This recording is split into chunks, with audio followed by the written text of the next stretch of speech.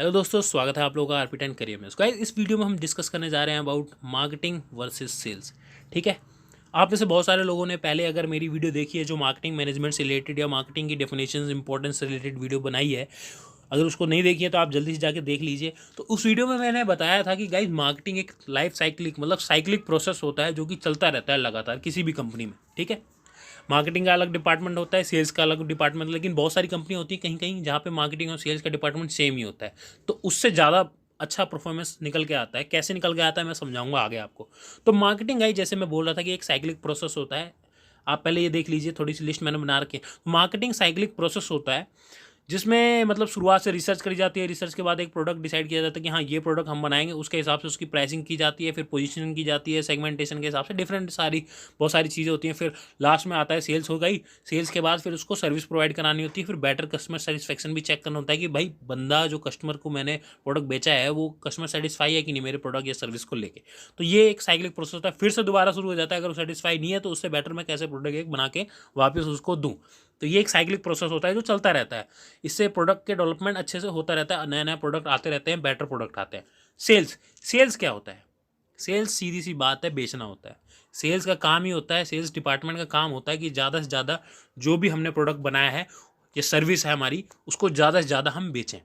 ठीक है, ताकि कंपनी ज़्यादा से ज़्यादा पैसे कमा पाए। लेकिन उनका काम होता है ज़्यादा से ज़्यादा बेचना।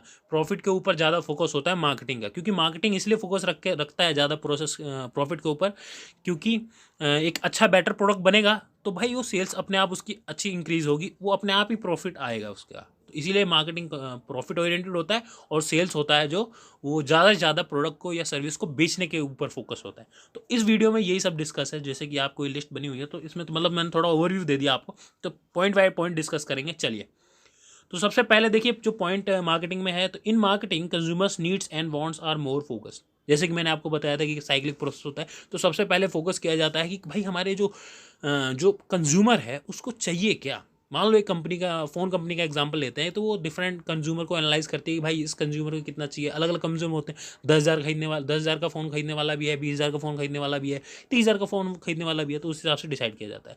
सेल्स में क्या होता है? In sales more focus is on increase the sales of product. Phone बना दिया, अब फ़ोन का ज़्यादा से ज़्यादा सेल कैसे हो, उसके ऊपर फोकस करेंगे ना भाई।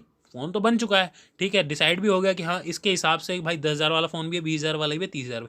अब वो तीनों के तीनों फ़ोन को ज़्यादा से ज़्यादा सेल कैसे किया जाए, उसको ऊपर सेल्स वाला फोकस करता है। ठीक है, मार्केटिंग का सेकंड पॉइंट देखिए, after identifying needs and wants then product is deliver.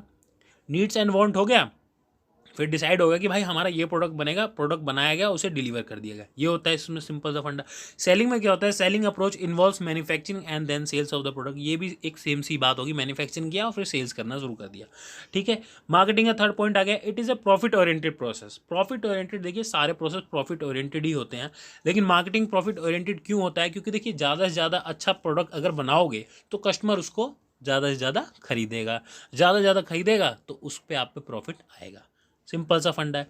Sales में क्या है? Sales is the volume oriented process. Volume oriented मतलब सेल्स, प्रोडक्ट ज़्यादा से ज़्यादा कैसे बिके या सर्विस हमारी ज़्यादा से ज़्यादा कैसे कोई खरीदे, इस पे ज़्यादा फोकस होता है। ठीक है, प्रॉफिट और उससे उसको मतलब नहीं होता। उसको मतलब होता है कि भाई कंपनी ने हमको ये प्रोडक्ट दिया है, मान लो टीवी है हमारे पास, टीवी हमको ज़्यादा से ज़्यादा बेचना है, कितना मुनाफे बेचना है कितना नहीं, उनको पता होता है कि भाई इतना प्राइस है, इस पर हमको बेचना होता है, बस वो लगे रहते हैं कि भाई बेको बेको बेको। ठीक है, तो ये फोकस होता है सेल्स वाले का। मार्केटिंग में it is a long term based plan on taste and preference of consumers. ठीक है, marketing is a long term plan based on taste and preference of consumer. Long term plan बनाया जाता है कि consumer का जो test होता है, उसकी प्रीफरेंस कैसी होती है, उसके हिसाब से। फ़ोन का एग्जांपल ले लीजिए आपके हाथ में, जिसमें अगर आप फ़ोन में देख रहे हैं, लैपटॉप पे देख रहे हैं, डेस्कटॉप पे देख रहे हैं, आप उस सिस्टम को देखिए।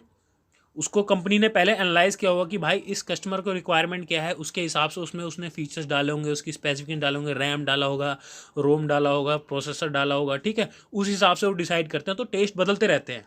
कलर्स भी लोगों को, कोई कोई किसी को ब्लैक कलर पसंद आता है, किसी को ब्लू पसंद आता है फ़ोन में। ठीक है, तो डिपेंड करता है, उस हिसाब से डिसाइड होता है। तो ये लॉन्ग टर्म प्रोसेस होता है मार्केटिंग।